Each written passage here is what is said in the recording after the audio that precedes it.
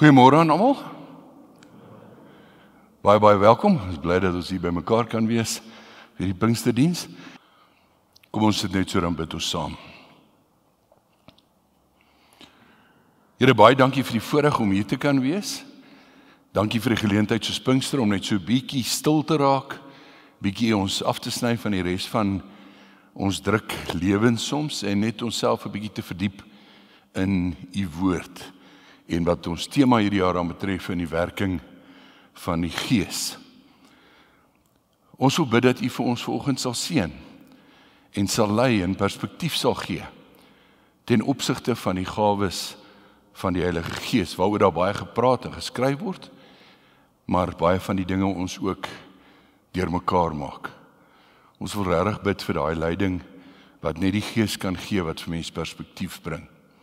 Seën ons in ons saamwees en word verheerlik deur die gesindheid in ons harte wat u erken en u aanbid en u loof en prys as lewende God.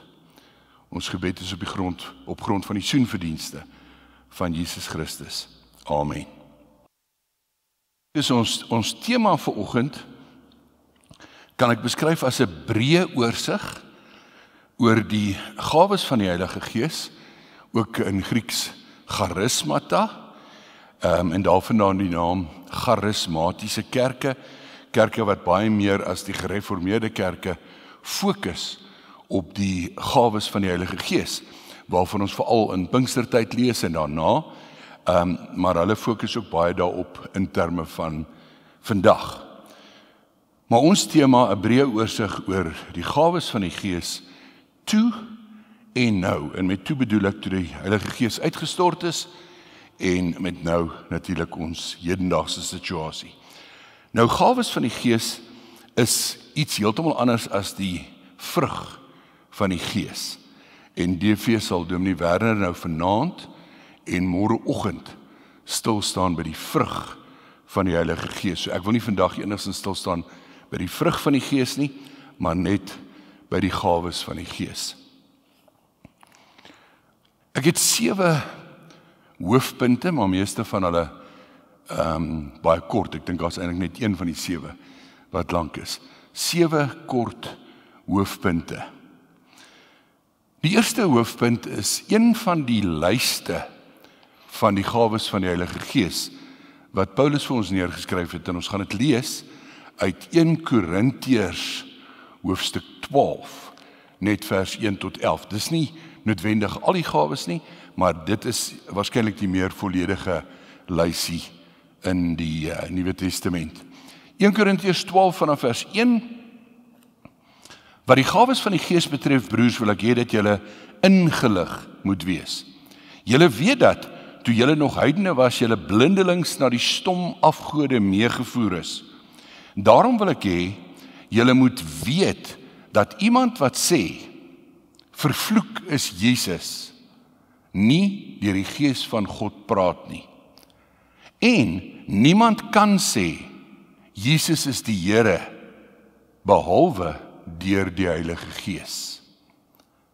Daar is 'n verskeidenheid van genadegawes, maar dit is dieselfde Gees wat dit gee. Daar is 'n verskeidenheid van bedieninge, maar dit is dieselfde Here wat die opdrag gee.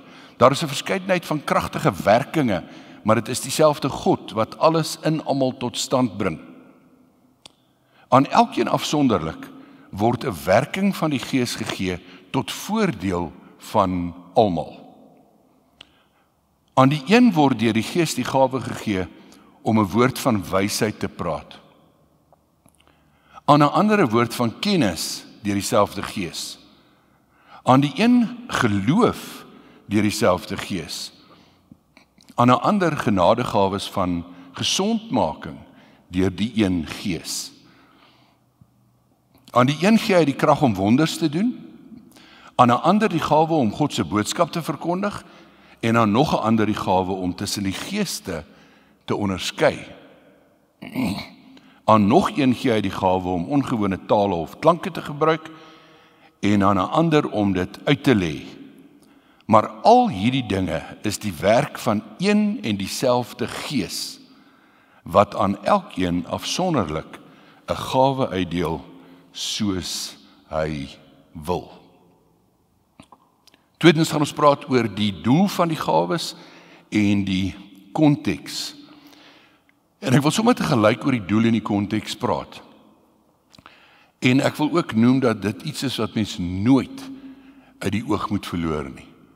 Wanneer mens oor die gawes lees in die Nuwe Testament, moet jy baie bewus wees van wat was die konteks. As jy vandag oor die gawes praat en nadink, moet jy baie bewus wees van hoe die konteks intussen tot 'n mate verander het. So dit moet toe en nou in ag geneem moet word.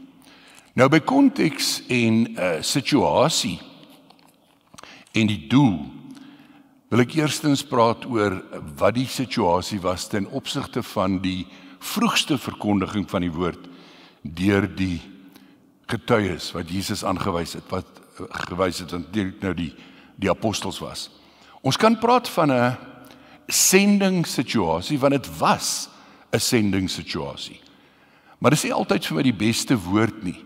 Ek dink ons kan ook verwys na 'n getuienissituasie. So in die eerste situasie kry ons dat Jesus die apostels aanwys, uitstuur, gesê, gaan vertel vir die wêreld die evangelion, die goeie nuus van Jesus Christus. En dan verkondig hulle die evangelie in 'n nuwe dorp, in 'n nuwe stad, in 'n nuwe provinsie, uiteindelik in nuwe lande. En dan volg daar na die verkondiging gawes, van hierdie gawes wat ons van gelees het. Dinge soos gesondmaking, spreek in tale en so meer en so meer. Nou die twee belangrikste tekste in hierdie verband is Handelinge, veral Handelinge 3 van vers 1 tot 10 en dan Handelinge 5 van vers 12 tot 16. Daar lees ons dat daar, wanneer die apostels die woord verkondig het, mense hulle siekes gebring het en opdraagbare uitgedra het. En dan staan daar dat wanneer Petrus daar verby gegaan het en selfs net sy skaduwee op van hulle geval het, hulle genees is. So daar was geweldig baie genesings. Dan wat my aan betref, die belangrikste teks om te onthou en te ken, is Markus 16, vers 15 tot 20, maar veral vers 20. Markus 16, nou Markus 16 is die laaste hoofstuk van Markus. Ek lees volledigheidshalwe van vers 15 af en herhaal dan vers 20. Dit is nou Jesus het vir hulle gesê, gaan uit die hele wêreld in en verkondig die evangelie aan die hele mensdom. Wie tot geloof gekom het en gedoop is, sal gered word. Wie nie glo nie, sal veroordeel word. Die volgende wondertekens sal voorkom by die wat glo. In my naam sal hulle duiwels uitdrywe, in ander tale sal hulle praat, met hulle hande sal hulle slange optel, en as hulle iets drink wat dodelik giftig is, sal dit hulle geen kwaad doen nie. Hulle sal siekes die hande oplê, en die sal gesond word.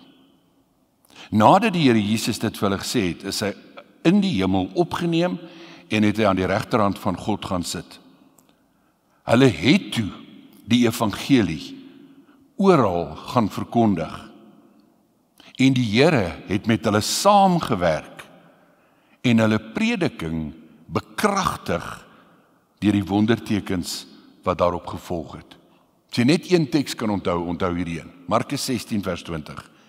Hulle het toe die evangelie oral gaan verkondig en die Here het met hulle saamgewerk en hulle prediking bekragtig deur die wondertekens wat daarop gevolg het. Jy kan die sleutelwoorde hoor, verkondiging, prediking.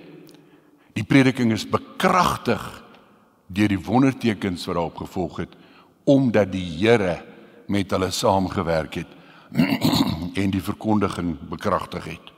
Dan naas die sendingssituasie of getuienissituasie was daar die vroegste eredienste. Klein gemeentes natuurlik, meestal ook huisgemeentes. Maar onthou, wanneer hierdie mense bymekaar gekom het, was daar 'n leemte. En daai leemte was, dit wat hulle oor Jesus gehoor en vertel het, is nog nie op skrif gestel nie. So die Nuwe Testament was nog nie op skrif nie. So in so erediens kon jy nie 'n skriflesing en 'n preek hê nie. En daarom het die gawes 'n baie belangrike rol gespeel in die opbou van die gemeente. Twee tipiese situasies. In die sendingssituasie sou mense vir mense van Jesus vertel, miskien 3 maande later, 6 maande later, 'n jaar later, 2 jaar later, 3 jaar later, en sê, daar was in Jerusalem hierdie rabbi en hy was Jesus en hy het die wonderlike dinge gedoen en uiteindelik is hy gekruisig, maar hy is opgewek uit die dood en later het dit gebleik dat hy is die seun van God. En die goeie nuus is, as julle in hom glo, sal julle die ewige lewe hê. En nou sou mense verstom gewees het en gesê, "Sjoe, maar dit klink wonderlik. Maar hoe weet ons dis waar?" En dan sou iemand opspring en begin deur mekaar praat. Ons noem dit glossolalie. Nie 'n bekende taal nie, nie Grieks of Hebreëus of Latyn of Spaans of Portugees nie. Net 'n gedeur mekaar brabbel. En dit sou die mense se verbeelding aangryp. En dan sou die persoon gaan sit en dan sou iemand anders opstaan en hulle sou 'n verklaring gee. Hulle sou sê, deur hierdie deur mekaar gebrabbel van klanke, het die Here nou net vir ons die volgende gesê en dan 'n boodskap gegee. Dit sou in die getuienissituasie gebeur, dit sou ook in die vroeë kerk se eredienste gebeur. Ons derde hoofpunt. 2 van die gawes is skynbaar, en ek herhaal skynbaar, baie op die voorgrond en het baie aandag getrek. En dit is juis die genesings en hierdie glossolalie of spreek in tale. Nou dis ironies, ek sê dit is skynbaar die meeste op die voorgrond, want natuurlik in die evangelie skryf ons nie 'n volledige beskrywing van alles wat gebeur het nie, net soos wat met baie ander goed wat ons lees. Ek vat sommer 'n maklike voorbeeld. Jy sal miskien 'n verslag lees van 'n rugbywedstryd, maar natuurlik gaan jy nie lees in die koerant wat alles daar gebeur het nie, maar sekere dinge gaan definitief uitgelig word, soos byvoorbeeld die skeieregter se verkeerde beslissing, né? Dit sal jy dit beteken nie dis al wat gebeur het nie. Maar so is daar baie in die Nuwe Testament aandag getrek deur die spreekentale en deur die genesings. En is ironies dat van daai lys wat ons lees in Markus 16, is dit nog steeds die genesings en die spreekentale wat vandag die meeste aandag trek en ook die meeste debat uitlok. Die vierde hoofpunt is 'n baie hartseer punt. En dit is dat die gebruik van die gawes het baie vroeg in die geskiedenis van die kerk al skeef geloop. Mens kan dit moeilik glo, maar hierdie kosbare gawes wat die Heilige Gees as gawes, as geskenke aan mense gegee het hulle begin om te misbruik. Hulle het dit begin liefdeloos gebruik. Dit het gelei tot geestelike hoogmoed. Daar was 'n houding van, ek het al soveel keer in tale gepraat, het jy al in tale gepraat? En as jy nie het nie, is jy baie keer behandel as 'n tweede rangse of 'n derde rangse of 'n vierde rangse Christen. So ek sê liefdeloos, gelei tot geestelike hoogmoed en natuurlik gelei tot eie voordeel. En die hoofstukke in die Bybel wat daaroor handel is 1 Korintiërs 13, wat ek nie hoef te lees nie, want meeste van ons ken dit. 1 Korintiërs 13 handel toe nou nie oor die liefde tussen man en vrou nie, of in die huwelik nie. 1 Korintiërs 13 is Paulus se uittrapbrief aan die mense wat die gawes liefdeloos gebruik het. Dis waaroor dit handel. En hy sê, al het jy dan hierdie wonderlike gawes van God ontvang, om in vreemde tale te kan praat, om die geheimenisse van die woord te kan uitlê. maar jy het nie die liefde nie, dan het jy soos 'n klinkende metaal en 'n rasende simbaal, 'n lawaai in die Here se ore geword. Nou in 1 Korintiërs 14 moet ons ook self gaan lees van vers 26 tot 33. In daai gedeelte handel dit oor die orde. En Paulus sê, en ek gaan dit nou sommer vry vertaal, hy sê, hoor julle, ek hoor van allerlei goed wat gebeur by die eredienste, maar ek sê nou vir julle, dit klink vir my dinge het nou hande uitgeruk. Hy sê dit is net nie ordelik as elke die een en dan daai een en dan daai een en daai een opspring in 'n erediens en in tale begin praat nie. Hy sê dit is ook heeltemal onaanvaarbaar as 'n klomp mense opspring en in tale begin praat en daar's niemand wat die uitleg gee nie. So hy sê in 'n erediens hoor daar orde en hy motiveer, hy sê want God is tog nie 'n God van wanorde nie, maar van orde en vrede. En dan sê hy daar moet hoogstens 1 of 2 opstaan en praat. En daar moet iemand wees wat die uitleg of die verklaring gee. Ons gaan nou by nog 2 tekste uit 1 Korintiërs 14 kom. Ons 5de hoofpunt. Wat is die 2 grootste veranderinge wat in die situasie of konteks plaasgevind het binne die vroeë kerk en vandag? Ek wil 2 dinge noem. Die eerste is, die situasies het verander en daarom het die behoeftes verander. Baie eenvoudig gestel, die sendingssituasie of getuienissituasie waar die woord verkondig is aan mense wat nog nie glo nie, het tot 'n groot mate terwyl dit voortgaan ook verander na daar waar die evangelie verkondig is en daar dan 'n gemeentetjie gestig is en daai gemeente dan ontwikkel het en gegroei het in wat ons sal noem 'n meer gevestigde kerksituasie. So jy het skielik nie meer net die sendingssituasie nie. Jy het ook 'n gevestigde kerksituasie. En die behoeftes in 'n kerk of 'n gemeente is anders as in die sendingveld. Die situasies verskil radikaal. Dis natuurlik ook die grootste verandering waarmee ons vandag moet rekening hou. Natuurlik het ons sendingssituasies of getuienissituasies waar daar ander dinge ter sprake is en 'n ander dinamiek ter sprake is. Maar ons het meestal te doen met gevestigde kerksituasies en ons moet versigtig wees om nie te verwag dat die dinge wat in 'n sendingssituasie gebeur en nodig is om te gebeur, noodwendig in 'n gevestigde kerksituasie gaan gebeur nie. Later, die grootste tweede verandering, die Nuwe Testament op skrif. En ek is oortuig dat vandat die Nuwe Testament op skrif is, sommige van die gawes van die Gees baie meer op die agtergrond geskuif het.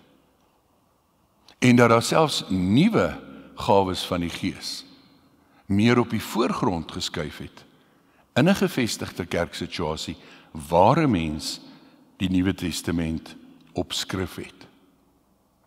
In hierdie verband wil ek lees uit Romeine hoofstuk 12. Het sal goed wees om die hele gedeelte te lees, maar ek gaan net lees vers 4 tot 8, want hier gee Paulus weer 'n lys van gawes. Maar dit is interessant dat jy in hierdie lys 'n bietjie van 'n verskuiwing kan hoor plaasvind. En onthou, en hierdie is net 'n kantopmerking, maar 'n baie belangrike kantopmerking. Onthou net, Paulus het nie sy briewe in die volgorde geskryf soos wat ons hulle in die Nuwe Testament het nie. In die Nuwe Testament is Paulus se briewe georden van die langste na die kortste. Die kronologiese volgorde is anders. En Romeine is geskryf nadat Korintiërs geskryf is. So let 'n bietjie op wat ek wil noem die verskuiwing en die klem op sekere gawes en die byna weglaat van sekere gawes. Romeine 12 van vers 4 af. Ons het baie lede in een liggaam, en die lede het nie almal dieselfde funksie nie. Net soos al is ons baie, in Christus een liggaam, en almal afsonderlik lede van mekaar. Ons het genadegawes wat van mekaar verskil, volgens die genade wat God aan elkeen van ons gegee het. As dit die gawe is om God se boodskap te verkondig, laat ons dit gebruik in ooreenstemming met die geloof wat ons bely. As dit is om te dien, laat ons dien. As dit is om onderrig te gee, laat ons onderrig gee. As dit is om mense te bemoedig, laat ons hulle bemoedig. As ons gee, laat dit sonder bybedoelings wees. As ons leiding gee, dan met toewyding. As ons ander help, dan met blymoedigheid. Ons 6de hoofpunt. 2 voorbeelde van die 2 gawes van die Heilige Gees wat die meeste volgens my moes verander het, maar die 2 waaroor daar die meeste gestry word en onmin is tussen kerke, en dit is natuurlik die glossolalie, of dan spreek in tale. Ek herhaal, nie die spreek in 'n bekende taal nie, net 'n deur mekaar klanke gebrabbel, en die tweede is natuurlik sogenaamde geloofsgenesings. Ek wil baie eerlik my standpunt gee oor die rol van glossolalie of die spreek in tale in eredienste vandag. En ek weet hierdie gaan uitgesaai word op Facebook en YouTube, so ek wil niemand aanstoot gee nie. En ek doen dit nie liefdeloos nie. Maar ek wil dit baie eerlik en baie reguit doen. Net eers 'n onderskeid maak tussen glossolalie of die spreek in tale in wat ons sou beskryf as jou binnekamer of in jou verhouding met die Here waar dit alleen en privaat is. Ek het geen probleem daarmee of kritiek daarteen te lewer of so iets nie. Waar my probleem lê, is die rol van spreek in tale binne in 'n erediens opset. Kom ek motiveer. Wat sou my reaksie wees as iemand een oggend of aand in ons kerk opspring en het deur mekaar gebrabbel het en gaan sit en iemand anders staan op, want ons wag dan nou vir die uitleg, en iemand anders staan op en sê, broers en susters of gemeente, geliefdes, deur hierdie taleklank het die Here vir ons 'n boodskap as gemeente. En die boodskap is dat die wederkoms gaan in 2026 aan die einde van April plaasvind. En wat gaan my reaksie wees? My reaksie gaan wees om te sê, sit. Dit wat jy nou gesê het, kan nie van die Here afkom nie, want dit bots met die Nuwe Testament. Daar staan in die Nuwe Testament, niemand ken die dag, die uur of die tyd van die wederkoms nie. En Paulus waarsku, daar's net een evangelie, en as iemand vir julle 'n ander evangelie bring, die oordeel van God sal hom tref, staan daar. Daar is net een evangelie.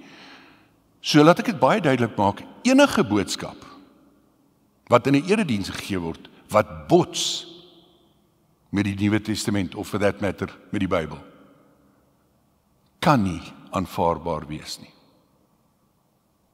Maar, kom ons stel ons 'n ander situasie voor. Die volgende Sondag spring iemand weer op, praat in 'n deurmekaar gebrabbel van tale, gaan sit. Ons wag vir die uitleg, iemand staan op en sê, geliefdes, Die Here het vir ons 'n baie belangrike boodskap deur hierdie persoon gegee. Die boodskap van die Here is dat hy wil vir elkeen van ons wat in hierdie kerk sit vandag sê, dat hy ons so lief het, dat hy nie wil hê dat een van ons ooit verlore sal moet gaan nie. En daarom het Jesus Christus na die aarde toe gekom, en het hy gelei, en het hy gesterf, en is hy opgewek uit die dood, sodat elkeen wat in hom glo, gered kan word, die ewige lewe kan hê. Wat gaan my reaksie dan wees? Sit. Baie dankie, dis mooi woorde, maar dit staan in Johannes 3 vers 16. Want so lief het God die wêreld gehad, dat hy sy eniggebore seun Jesus Christus gegee het, sodat elkeen wat in hom glo, nie verlore sal gaan nie, maar die ewige lewe kan hê, sal hê. Dis vir ons staan vir ons vas op grond van die Nuwe Testament op skrif. So wanneer ons 'n boodskap kry wat bots met die Bybel, is dit onaanvaarbaar. Wanneer ons 'n boodskap kry wat in ooreenstemming is met die Bybel, is dit onnodig. Ek lees uit 1 Korintiërs 14, twee miskien minder bekende tekste. Eers vers 18 en 19 en dan vers 22. Ek dank God dat ek meer ongewone tale of klanke gebruik as julle almal.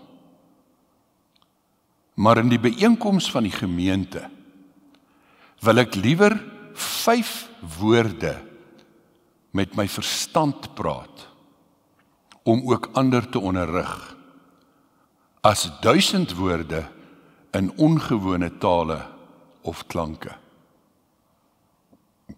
Paulus sê hy praat in tale. Hy sê meer as die ander.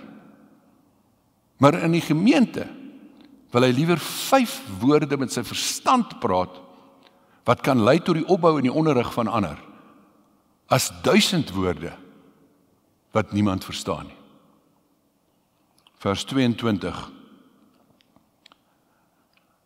So is die gebruik van ongewone tale of klanke dan 'n teken vir ongelowiges en nie vir gelowiges nie. Daarteenoor is die verkondiging van God se boodskap vir gelowiges en nie vir ongelowiges nie.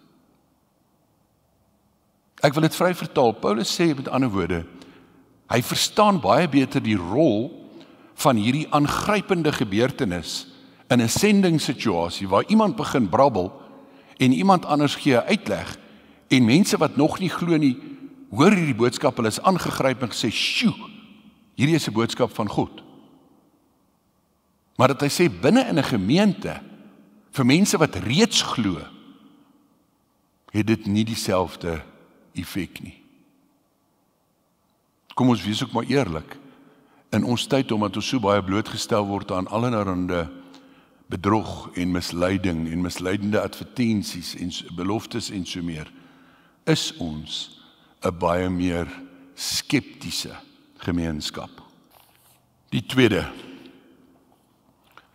sogenaamde geloofsgenesings. En ek noem dit vir meer as een rede, sogenaamde geloofsgenesings. Die beter of meer korrekte term sal wees goddelike genesing. Nou gaan begin deur ook net my eie standpunt eers baie eerlik, baie reguit te gee ten opsigte van goddelike genesing. Ek glo met my hele hart in goddelike genesing. Maar ek wil dit kwalifiseer. Ek glo in goddelike genesing met of sonder middele. Die twee mooi teologiese woorde wat ons gebruik is, God werk middelik deur middels te gebruik, maar God kan ook werk en genees sonder om middels te gebruik. glo in goddelike genesing met of sonder middele. Soms bid ons vir iemand en ons staan net verstom oor hoe die Here werk en hoe hier iemand net genees. Hoeveel keer in my bediening het ek het beleef dat mense by 'n bed staan en dokters die familie bymekaar roep en sê, menslik gesproke, is daar niks wat ons verder kan doen nie. En dan gryp God in.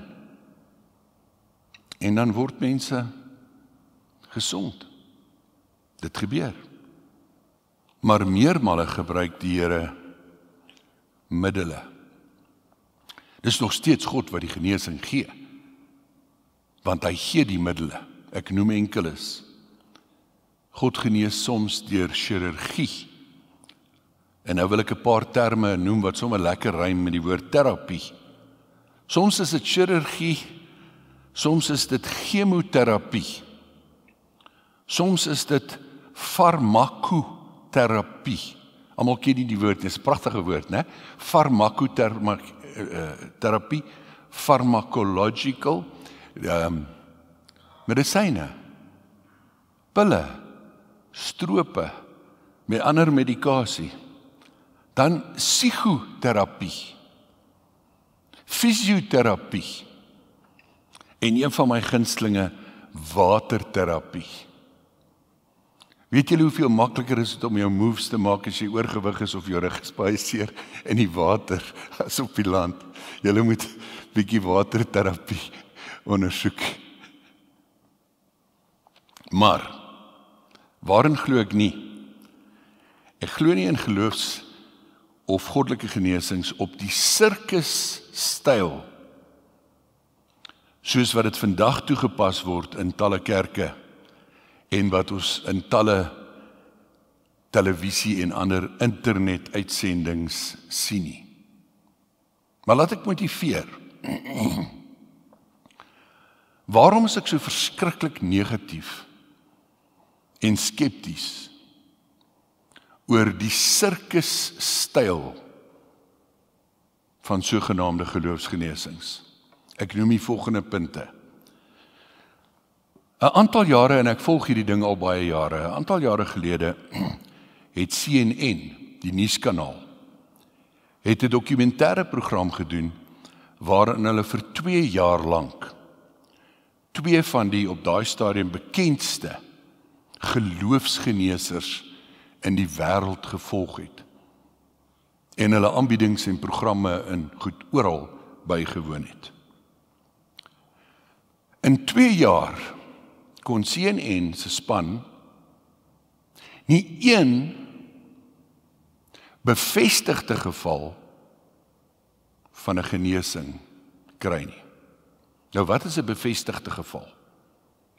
'n Bevestigde geval is iets sommer net as iemand opspring uit 'n rolstoel of rolstoel en sê ek is genees nie. 'n Bevestigde geval is bloedtoetse voor die tyd, bloedtoetse na die tyd. 'n Skandering voor die tyd of 'n skandering na die tyd. Dit is bevestigde gevalle. Nie een geval in 2 jaar nie. Dan in die volgende weet ek eerstehands, een van die sogenaamde genesers was ook in Suid-Afrika en trek natuurlik ook duisende mense soos gewoonlik. En ek het iemand geken wat betrokke was by die aksie in Suid-Afrika. En die persoon wat ek oor 'n periode van jare ken het vir my gesê, het toe nog gesê, oom, ek was daar. Ons weet van werklose mense wat geplant is, vir wie daar R1000 gegee is, om in 'n rolstoel of reistoel ingestoot te word op die verhoog, en wanneer daar gebid is, op te spring en te sê, ek is genees. My derde punt van beswaar is die selektiewe toestande wat sogenaamd genees kan word. Onthou net, dis altyd selektiewe toestande. Jy sal baie keer hoor van iemand se een been wat korter is as die ander, en dan word daarvoor gebid, en dan word die been nou bietjie langer. Maar jy sal nooit hoor van 'n gebreekte been, en daar's voor gebid en die been is onmiddellik genees nie. Of 'n geamputeerde voet of wat ook al. Selfs nie eers vir koue of griep nie, daarvoor moet jy maar antibiotika gebruik. Ook nie Alzheimer's nie. En ook nie beroerte nie. Ek wil een ware verhaal vertel. Ongeveer 28 jaar gelede. Iemand in ons gemeente beroerte gehad op 'n baie jong ouderdom, 42. Op daai stadium was die groot naam in terme van geloofsgeneesers pastoor TB Joshua in Nigeria, hy is intussen oorlede. En daar het wonderlike video's verskyn van genesings wat daar plaasvind. En die mense in Suid-Afrika het mal geraak. Kerkgroepe het toere gereël. Dan bespreek jy, dan vat hulle 'n hele groep mense soontoe, sodat pastoor TB Joshua vir jou kan bid. Die gesin in ons gemeente was toe ook baie desperaat en het bespreek op so 'n toer. Maar toe moet die man 'n mediese vraelys invul voor hy gaan. En toe sy afgekeur. Natuurlik weet ons hoekom, want hy het beroerte gehad. Waaraan hulle niks kon doen nie. So toe sy afgekeur, nou hoe werk hierdie ding, as jy gekeer moet word om te kwalifiseer, as dit goddelike genesing is? 2 of 3 jaar later het dieselfde gesin nie opgegee nie, en toe besluit om hom nie by 'n groep in te skryf nie, maar om privaat na Nigeria toe te vat. En hulle het tot daar gekom. En tot by die plek waar pastoor TB Joshua bid. Maar toe word hulle weer vir sekere vrae gevra, en hulle word in rye ingedeel. Sê nou maar 8 rye. En so staan hulle toe die heel dag in die ry. En aan die einde van die dag het TB Joshua toe nooit by daai ry uitgekom nie. En is daar gesê op daai dae, sekere dae, bid hy net vir rye 1, 3, 6 en 7. Ek het nou die dag weer met hom kontak gehad. Hy het maar nog steeds die nagevolge van die beroerte. My volgende punt van kritiek.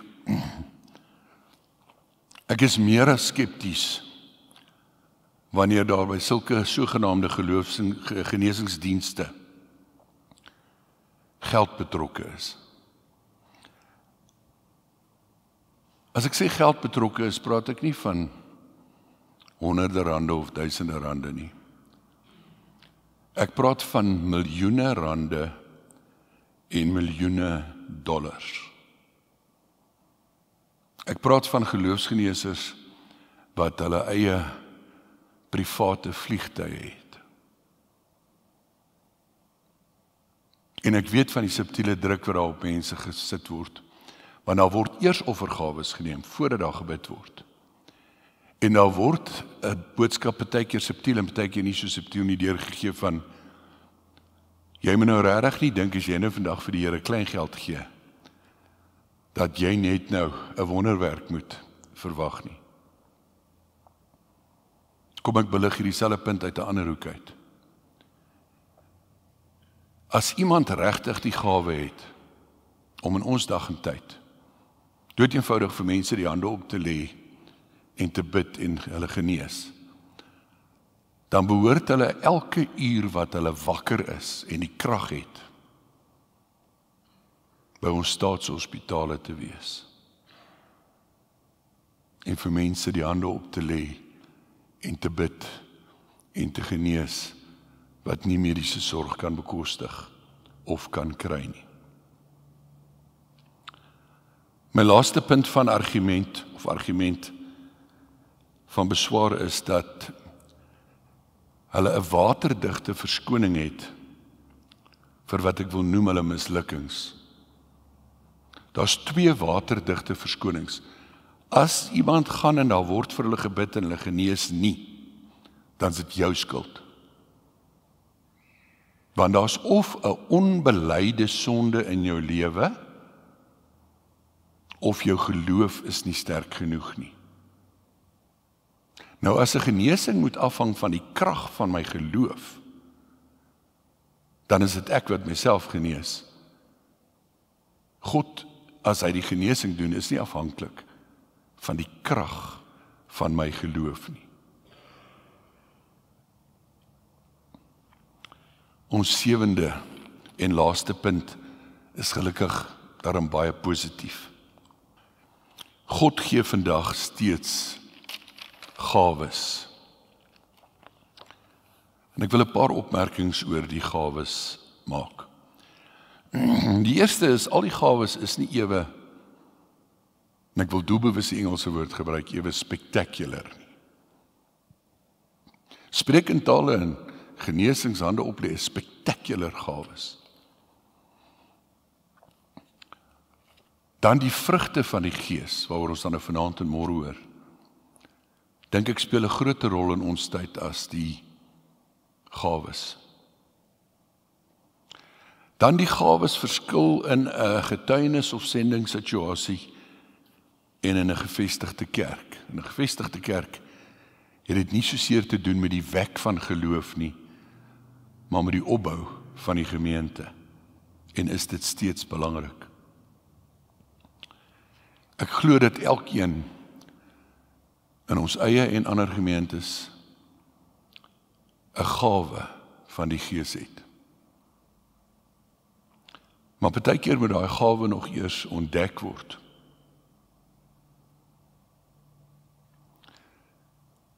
Partykeer is dit nie so vanselfsprekend wat mense gawe is nie, of mens soek partykeer in die verkeerde plek. Mens besef partykeer nie dat dit iets is wat jy alreeds het en kan doen en dalk graag wil doen, jy het dit net nie besef as 'n gawe van die Here nie. En op die punt wil ek gou 'n kort, mooi, ware storie vertel wat 'n klompie jare terug in ons gemeente afgespeel het. En die mense van wie ek praat is nog in ons gemeente en hulle was gisterand ook hier by die diens. In elk geval, hoe dit ook al sê, hierdie dogter het koor gesing. Nou die van julle wat kinders het wat koor gesing het, weet, dis ure en ure se ry en aanry en na die verskillende skole toe en wag vir die oefening en wag vir die optredes. En hoe dit ook al sê, een aand is die pa sommer maar net omgekrap. En hy sê, ek is nou so moeg vir hierdie gereiery en gewaggery vir die kore al ewig. Hier begin daai kind huil. Sy sê, papa, dit is my talent wat die Here vir my gegee het. Sy sê, en papa, miskien is dit my enigste talent. My pa sê, Askies, hy sê, ek sal nooit weer kla oor die ry en die wag vir die koorsang nie. Intussen is sy 'n pragtige jong dame geword, sy is nou al getroud, en in haar lewe kan mens sien dat haar koorsang toe nou nie haar enigste talent was nie. Mooi storie. Ek wil weer Paulus lysie in Romeine 12 lees, met ons eie situasie en gedagte, en net met een kant opmerking. Onthou net ook dat profesie word deur baie mense verkeerdelik beskou as die vermoë om die toekoms te voorspel. Profesie is nie om te kan weet wat vorentoe sal gebeur of in iemand se lewe sal gebeur nie. Profesie is eintlik om die woord van die Here deur middel van verantwoordelike skrifuitleg te kan verkondig. Om God se woord te kan uitlê, ook in ons huidige situasie. Maar kom ons lees weer Romeine 12 van vers 4 tot 8. Ek gaan van 'n bietjie verder af lees net by die gawes. Ons het genadegawes wat van mekaar verskil volgens die genade wat God aan elkeen van ons gegee het. As dit die gawe is om God se boodskap te verkondig, laat ons dit gebruik in ooreenstemming met die geloof wat ons bely. As dit is om te dien, laat ons dien. As dit is om onderrig te gee, laat ons onderrig gee. As dit is om mense te bemoedig, laat ons hulle bemoedig. As ons gee, laat dit sonder bybedoelings wees. As ons leiding gee, dan met toewyding. As ons ander help, dan met blymoedigheid. Enkele voorbeelde van gawes wat vandag belangrik is in die kerk. Heel eerste, woordverkondiging. Daar kan baie dinge in 'n gemeente wees wat goed is en aan die gang is en floreer en baie aksies en baie fondsinsamelings en so meer. Maar verantwoordelike skrifgebruik en aktuele verkondiging van die woord van God is en bly een van die heel belangrikste van alles wat in 'n gemeente gebeur. Dan iets wat baie minder bekend is. Ons lees daarvan ook in Paulus se lys, die onderskeiding van die geeste.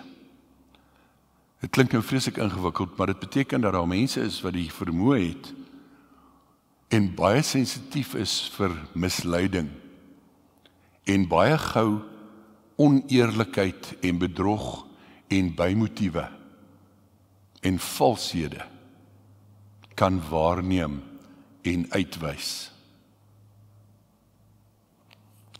Dan lering, of dit by die katedese gebeur, of dit by 'n Bybelskool gebeur, of dit by 'n Bybelstudie gebeur, of dit informeel gebeur.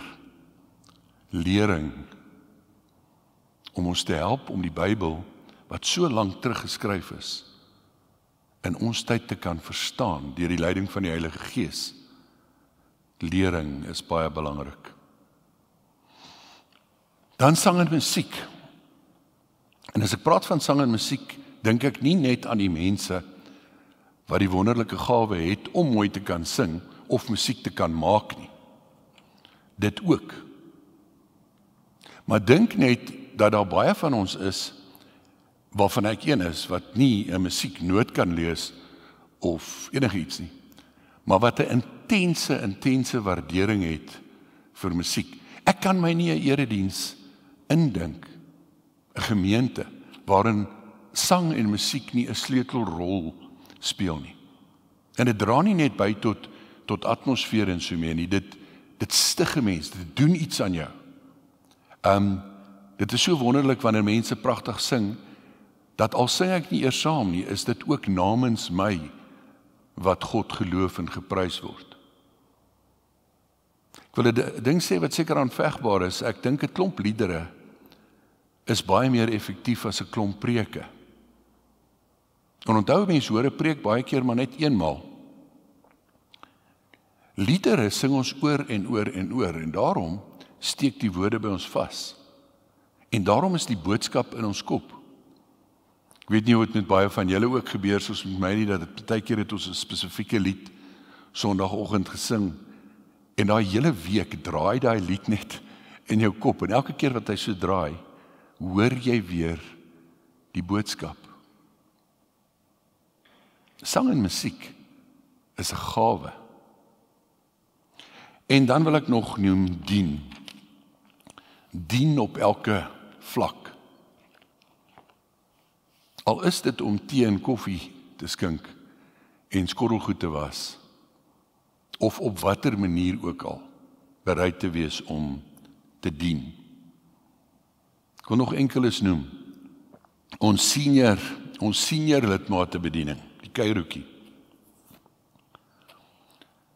Mense wat nie daar was of 'n deel van is, die sal nie besef tot hoe mate die mense in die senior bediening mekaar bedien nie.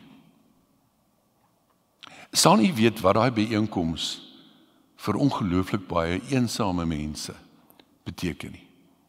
Mense wie se kinders ver is of oorsee is, of naby is en afwesig is, of verskriklik besig is met hulle werk, om 'n plek by die kerk te hê, waar jy bedien kan word, en waar jy self ook kan dien. Ongelooflike voorreg. Die gebedsbediening. In die ou tyd was dit op 'n ander manier gedoen. Tydens Pinkster klomp hardop gebede. In ons gemeente word dit soos amper onder die radar gedoen. Maar jy kan jou naam deurgee vir Delien van die gebedsbediening of vir Linda in die kerkkantoor. Jy kan iemand anders se naam opsit. Jy kan partykeer sê dis anoniem. Jy kan partykeer sê die probleem is 'n operasie of kanker. Jy kan partykeer net sê daar's 'n nood. En dan is daar 'n span mense wat bid vir die behoeftes op hierdie lys. Ek wil nog 2 noem. In ons tyd een van die belangrikstes, barmhartigheid. Om barmhartigheid te doen. Om die middele wat nodig is vir barmhartigheid te gee. Of dit mense ouer klere of skoene is en of dit kos is wat jy kerk toe bring, of wat ook al, die nood word net groter en groter en groter. En dan om te gee. Nou gee is een van die wat Paulus noem, dit kan wees om geld te gee, om jou tyd te gee, om middele te gee of om jouself te gee. Maar daar's baie goed wat in 'n kerk nie kan gebeur, as daar nie mense is wat die gawe van die Gees het, en die vermoë het, om finansiëel te kan gee, sodat die bediening kan voortgaan nie. Ek sluit af met 3 baie kort opmerkings. Sien die gawes in perspektief. Ontdek jou eie gawe en gebruik jou gawe. Amen. Dis 'n paar oomblikke geleentheid vir stil gebed.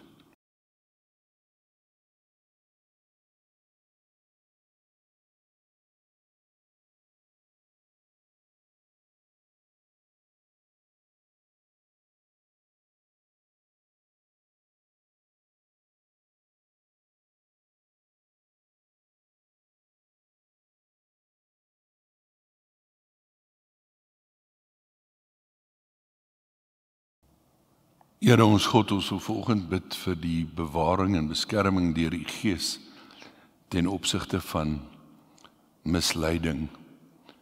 Ons sê vir U dankie vir al die wonders van televisie, die wonders van die sosiale media en die manier waarop boodskappe so maklik wêreldwyd uitgesaai en uitgestuur kan word.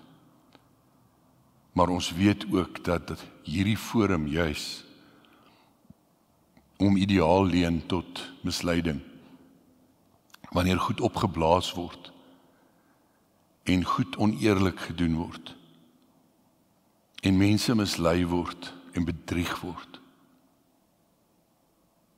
Ons bid dat U ons sal bewaar teen die verkeerde persepsies wat so maklik gevorm word.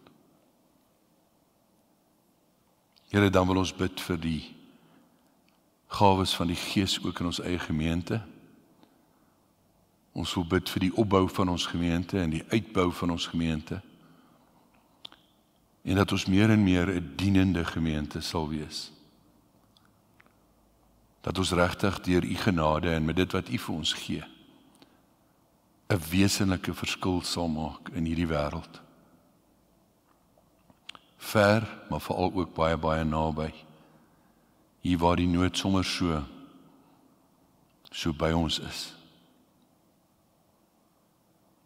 Verder bid ons dat U deur U Gees in ons elkeen se harte en gedagtes sal werk, om vir ons te lei in die waarheid. Ons bid dit alles in afhanklikheid van U, en op grond van die soenverdienste van Jesus Christus. Hoor ons asseblief. Amen. Geliefdes, die genade van die Here Jesus Christus en die genade van God en sy liefde en die lering en oortuiging van God die Heilige Gees bly by elkeen. Amen.